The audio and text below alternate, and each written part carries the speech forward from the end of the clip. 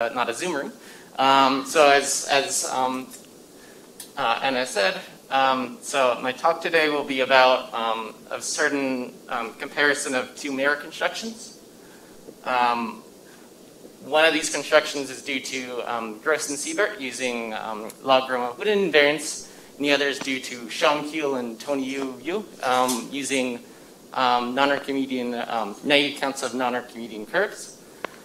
So before stating results and such, let me just state a lot of this talk is going to be essentially establishing how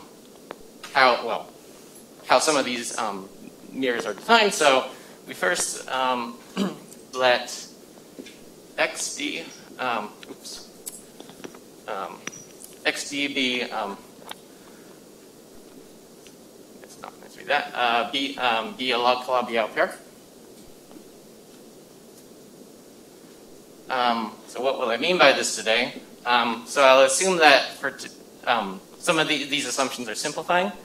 That x is smooth, let's say connected. X minus d is going to be affine. And d, which is written as a sum of irreducible components, is assumed to be simple normal crossing. Secondly, this is definitely a simplifying assumption that neither context needs to assume, but we'll assume it today. We're going to assume that the canonical bundle, the canonical on x plus d is equal to 0, i.e. d is a representative of the anti-canonical class. And finally, we're going to assume a maximal degeneracy assumption on the boundary that all stratum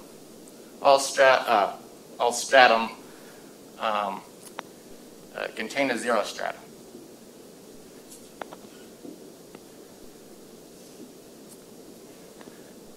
Okay.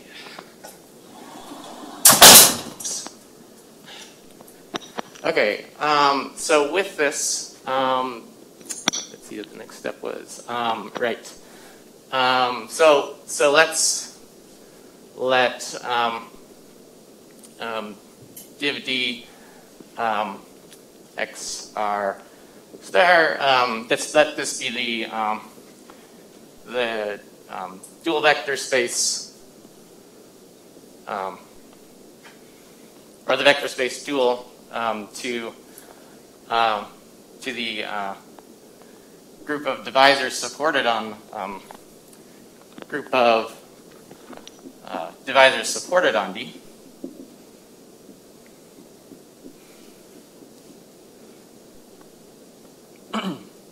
And we're going to consider the following cone complex, sigma x. So sigma x is going to be consist of cones that are cones inside this vector, or correspond to cones inside this vector space.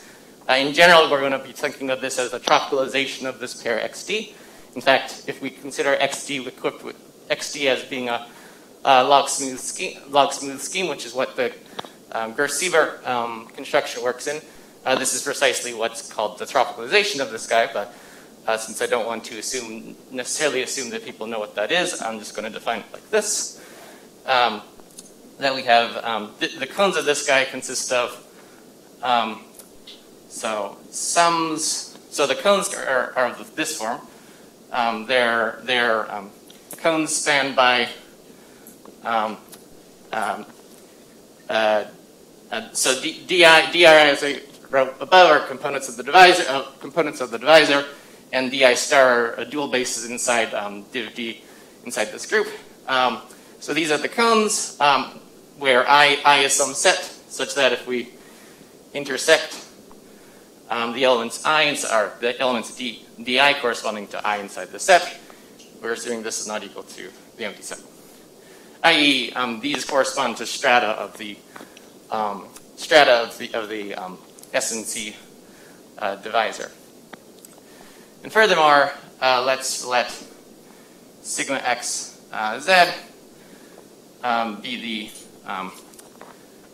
set of integral points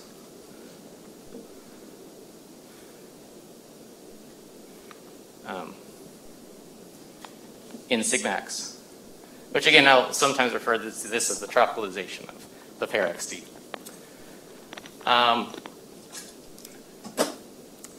So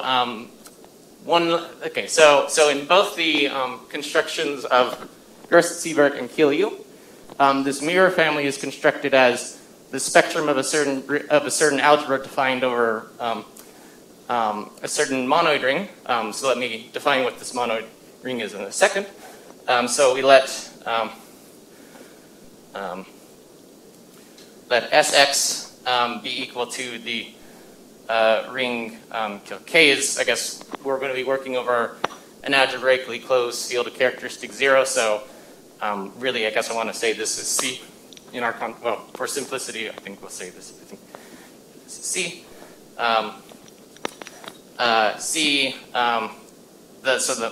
monoid ring, it's the Sx is the monoid ring associated to the monoid of effective curves.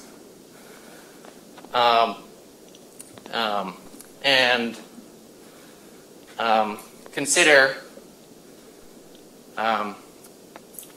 the free Sx module, which is given by so it's Rxd, I don't know, by Rxd, and it's just a free module indexed by integral points of the tropicalization.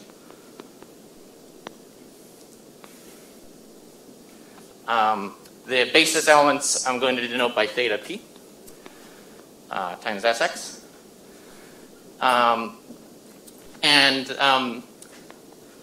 Right, so both mirror constructions, are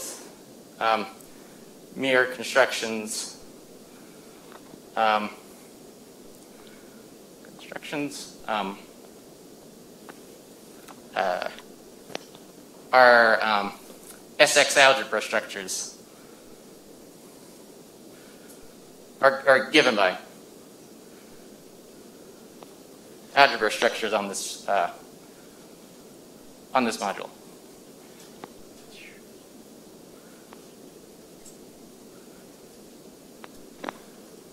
Okay.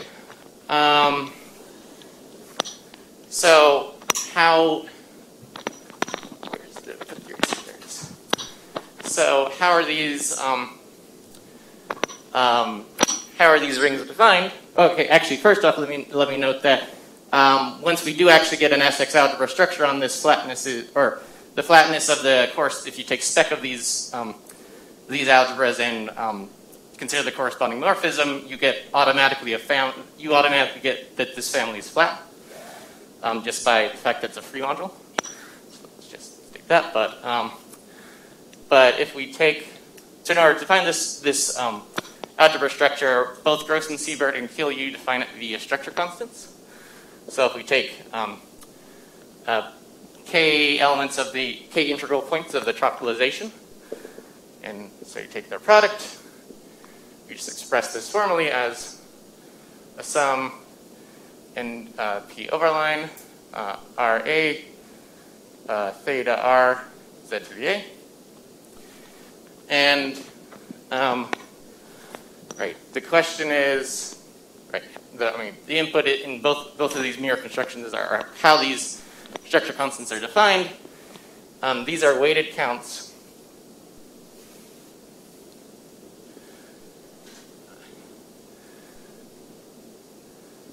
of tropical disks in sigma x satisfying or with legs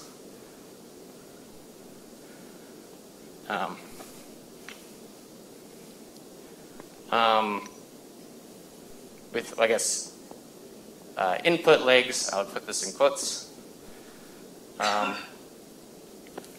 P1 through PK, and output leg, input legs of slope, I should say, maybe. An output leg with slope minus r. So what this looks like, or so what, I mean, the types of curves we're considering, if we say consider the tropicalization of a surface, get maybe a different color. Where do the colors go? Oh, there are the colors. We have some like maybe negative r in this direction, and then right, there's going to be some maybe this direction will be sort of the p direction, or p direction in this cone, and this is the q. And so we're summing over maybe tropical curves that look like this. The weights, of course, are going to be associated with certain certain curve counting invariants associated with the tropical disks. So for today, I'm not going to talk too much about what's the business with this minus r. In fact, it won't be important for us. We will consider the case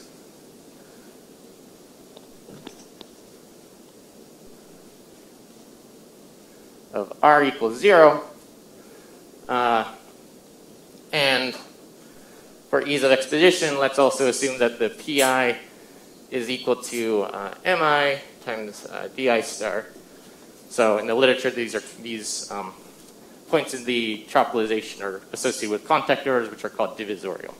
So in this case, the curve that we're interested in, or there's only one tropical curve we're sort of interested in, and that's just I mean, actually, I've already really drawn it. It's just the one with one vertex in the center and points of contact like this. The point being that all the interesting information is about what this weight is, which is this log Gromov-Witten invariant, or which is either a log Gromov-Witten invariant we'll define, or a certain naive curve count that we'll define. So what are the weights? So what is N0 and P overline 0A? So for Keel-Yue, this is defined as follows. They consider curves. So they're just maps from P1 with k plus 1 marked points, x1 through xk, x out, mapping to x, satisfying the following. For one, if we, so for one, this map will only hit the boundary at finite points. In fact, where it does hit the boundary is precisely at xi, and with contact orders described by the PIs. So first off, we have this fact. And then secondly, we have that if we take fxi, this is contained within the divisor di, but no lower dimensional stratum. 3, how we actually put, as was mentioned in an earlier talk, in order to get invariance, you actually want to fix some conditions that you want your curves to satisfy. So this is one thing, but we need more. We are saying that fx out is equal to z for some fixed general z inside of the interior. 4, the domain has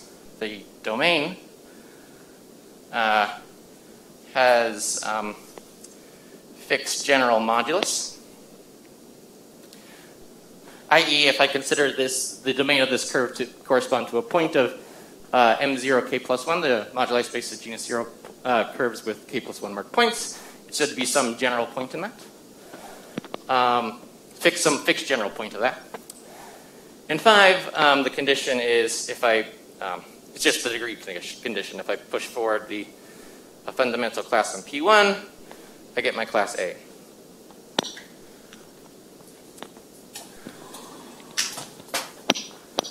Okay. So in the paper in which Keel and Yue construct their mirror, Keel and Yue construct their mirror,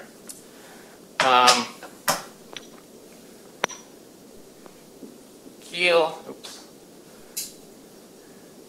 and Yue show that the number of such curves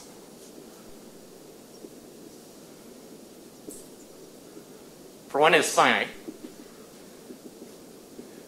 and for two, and secondly rather, doesn't depend on the choices of z or the point of m0k plus 1 that I picked, as long as I pick both generally.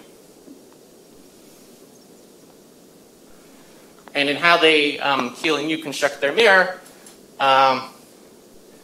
this count, which is a naive count of curves, just to reiterate that, this count is their NP overline, is their structure constant that I was referring to, which I will now also denote by an extra superscript for ky to denote that this is how Keel and Yue define their structure, this particular structure constant. Okay, now on to how Gross and Siebert define this using certain log Gromov-Witten techniques.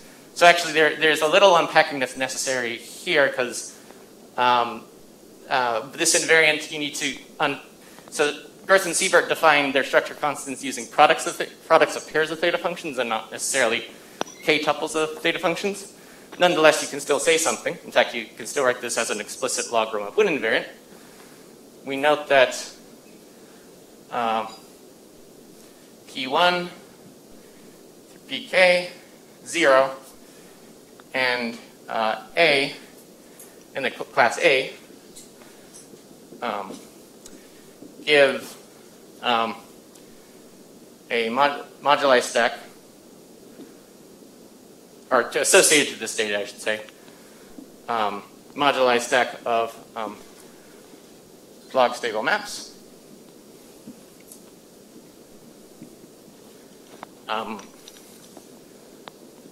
MX beta, say. This has a, or if we, after fixing Z inside of the interior, there is a closed substack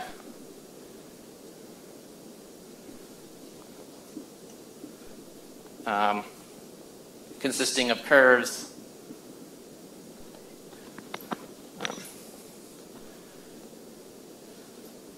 with, I just denote the map by f again, f of z equal to, or f of x out equal to z, x out being the point associated with the contact order 0 point.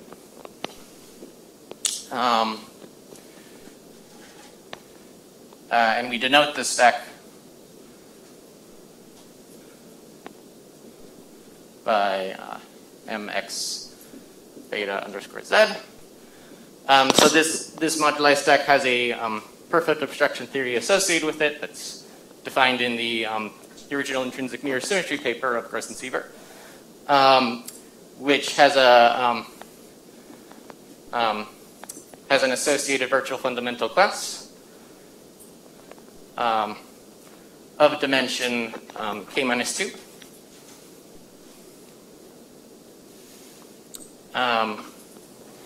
So we can't just, for instance, take a degree. We have to impose some extra restrictions to actually get an actual number or an actual log Gromov-Witten invariant. What we do is we consider, and this is suggested in the original intrinsic mirror symmetry paper as well, the log Gromov-Witten invariant,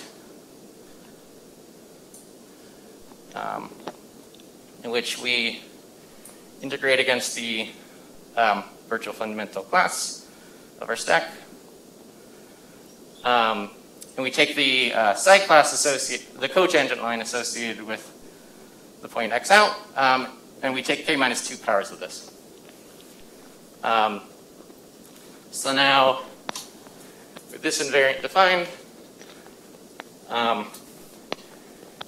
this is a theorem due to Gross and Siebert in their original intrinsic mirror symmetry paper for the cases k equals 2 and 3. So when I'm taking products or products of 2 or 3 theta functions, and as well as myself in a preprint that's coming out soon, or at least claim this is true, for arbitrary k, but with this extra restriction of, I now erased it, but this extra restriction of the maximal boundary, that n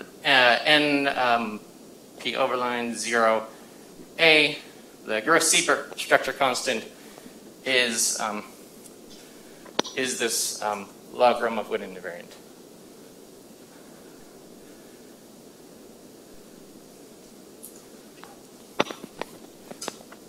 Okay, and now the main claim, or the main theorem of the talk, essentially is the following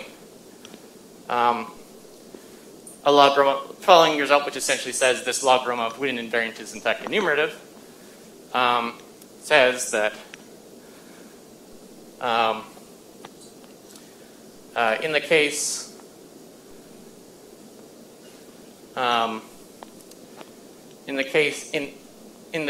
that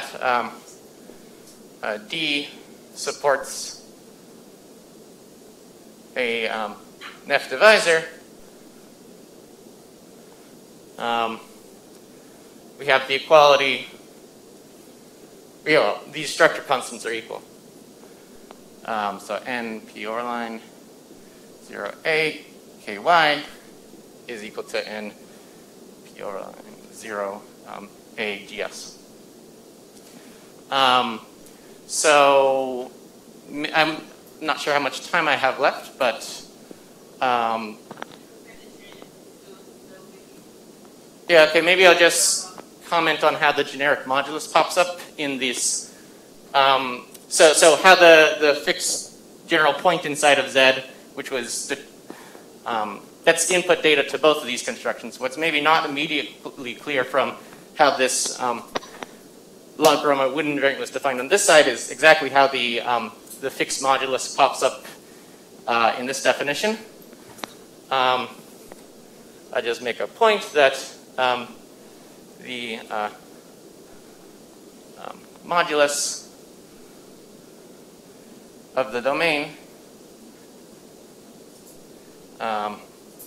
in the Gross-Siebert Gross-Siebert structure constant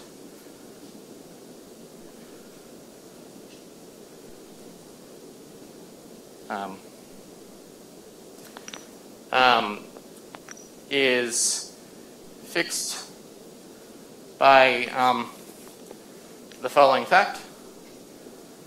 So essentially one can show that if we take this psi class, psi x out, this is a class inside of A1 of M, or yeah, it's psi class on this space. We can actually show by standard techniques regarding how psi classes pull back, that this is actually the pullback along the forgetful map of a psi class psi x out, where psi x out is contained within A1 of M0 k plus 1 bar. And if we take k plus 1 power, or k minus 2 powers of this psi class, standard results in intersection theory on M0 k plus 1 says that this is the class of a point. So when we integrate against this psi class, essentially what we're doing is we're picking some generic point of we're ensuring the condition that if we stabilize the source curve, it needs to be some generic point inside of M0k plus 1. So I think I'm out of time. So if anyone wants to ask any questions, there's some interesting things about the proof of this and enumerative consequences. If people have questions, please feel free to ask me. If not, then I'll end here.